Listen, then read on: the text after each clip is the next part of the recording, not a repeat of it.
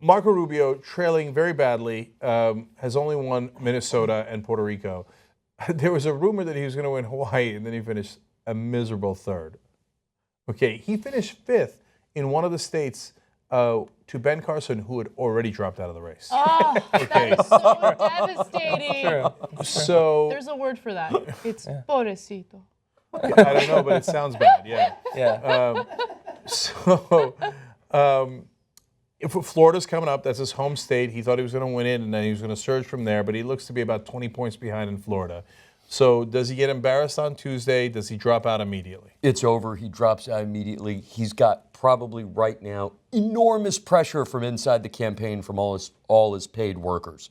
Because for them, as you go through this process, and by the way, no political professional has any allegiance to any candidate. Mm-hmm. Once they see, oh, dude, this guy's not going to reach the station, they have to jump ship as fast as they can to the winning candidate, because the later you get on the winning candidate's team, the less likely you're going to have a good position in the new administration. Yeah. So right now there's a scramble for all of them to get out, and they're all putting the pressure on him, I'm sure, telling him, oh, dude, just get out, just get out, just get out. And whether he gets out or not, half his campaign will be gone the day after Florida, half his paid members. They've already got their resumes out to everybody. They're already lining up their next job. That is a great insight. Now, Wes was part of his dad's campaign back in 2004. We experienced that same thing happening. Like, we won Oklahoma, but the morning of the campaign, it was like, no matter what, you're being pressured to get out.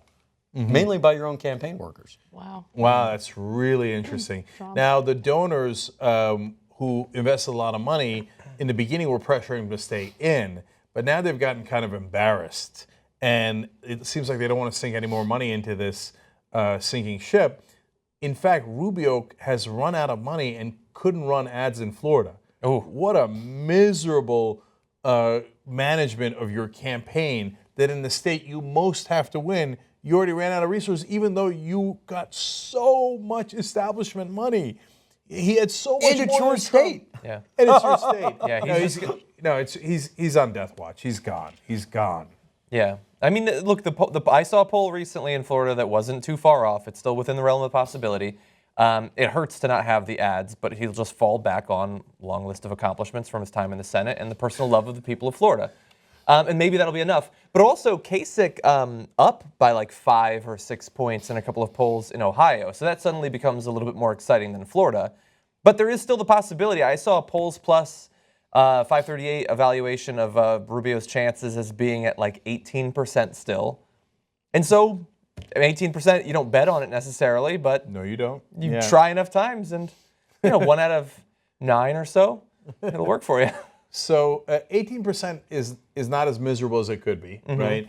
But at the same time, if you've already lost almost everything, and you've spent all of your money, and your staffers can't wait to jump from your sinking ship, and hey, the good news is you've got an 18% chance of winning your home state, things have gone very poorly. And you've almost never significantly performed better than the polls. Yeah, there's no enthusiasm there. No. And you're a boy. And you're a boy. You're thirsty for it, but you're a boy. Yeah.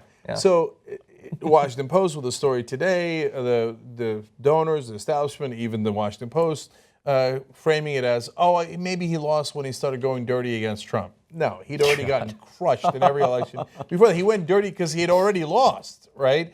And this is them trying to make themselves feel better. Like, no, the establishment candidate, he would have won. He would have won. He just ran the campaign poorly. And Jeb would have won. He just ran the campaign poorly. No, they would have never won. They're the establishment. People hate the establishment. They hate the stand-up politicians. But no reporter in Washington can get that through their thick skull. And certainly the donors don't want to hear it because they hate it when they can't buy an election.